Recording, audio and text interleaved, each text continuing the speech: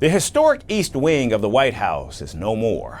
Bulldozers and cranes have flattened decades of history in just days, making way for President Donald Trump's colossal new big beautiful ballroom. At 90,000 square feet, it will nearly double the size of the White House residence itself. Offices for the First Lady, luxury guest suites, and a glass bridge to the East Room are all planned, costing $300 million and possibly more, and funded entirely by private donors. The project is sparking massive outrage. Here are more details in our next report. Heavy machinery tore through the East Wing of the White House this week, marking the start of President Donald Trump's audacious $300 million ballroom project. The wing, a historical annex built in 1902 and expanded under Franklin D. Roosevelt in 1942, was raised in just 3 days to make way for a 90,000 square foot addition, nearly double the size of the White House residence. Trump, unsentimental about the demolition, dismissed the East Wing as a very small building that was never thought of as being much. You know, the East Wing was not much. There was not much left from the original. It was a very small building. And rather than allowing that to hurt a very expensive, beautiful building that, frankly, they've been after for years, you have that. I brought these along so people could see.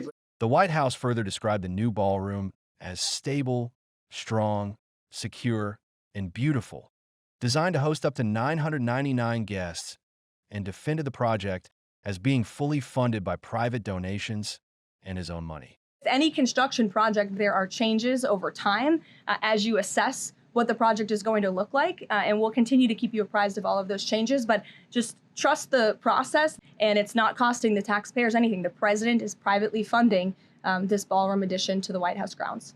The demolition has sparked a wave of backlash. Historic preservationists, Democrats, and even some Republicans decried the move as a violation of tradition. We're running into a dead end.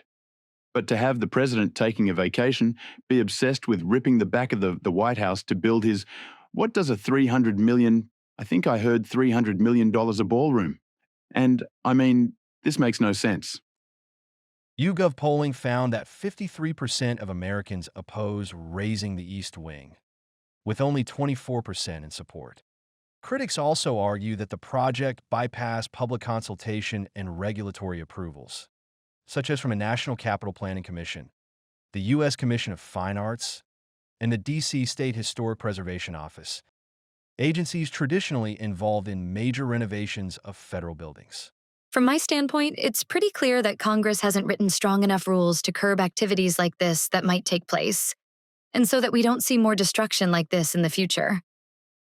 The White House, however, insists the work is lawful, emphasizing that demolition does not require prior review. The White House press secretary, Caroline Leavitt, called the uproar manufactured outrage and said the project preserves the East Wing's historical elements under the supervision of the White House Historical Association and the National Park Service. The president has been incredibly transparent. I would reject any notion otherwise when it comes to this ballroom project. It's something he personally has obviously taken an interest into and has talked with all of you in this room many times about. The new ballroom is planned to connect to the East Room via a glass bridge and will include offices for the First Lady and her staff, as well as guest suites for visiting dignitaries. Private funding for the ballroom also comes from a mix of tech, defense, and financial companies, alongside wealthy individuals. Donors include Amazon, Apple, Google, Meta, Microsoft, Lockheed Martin, Palantir, T-Mobile, Comcast, the Winklevoss twins, Steven Schwartzman, and Miriam Adelson. In fact, over $22 million comes from a YouTube settlement related to Trump's 2021 account suspension. The East Wing's demolition also comes amid a U.S. government shutdown. Federal agencies have been shuttered now for 3 weeks. Millions of Americans now struggle to find work while facing ever higher prices at the grocery store and skyrocketing health insurance premiums. Meanwhile, President Trump is busy demolishing the White House to build a ballroom to celebrate him like a king, and giving $40 billion to his right-wing dictator friend in Argentina, but can't find a dime to extend the Affordable Care Act tax credits for tens of millions of Americans. Despite the controversies, work continues unabated. Excavators churn through the site.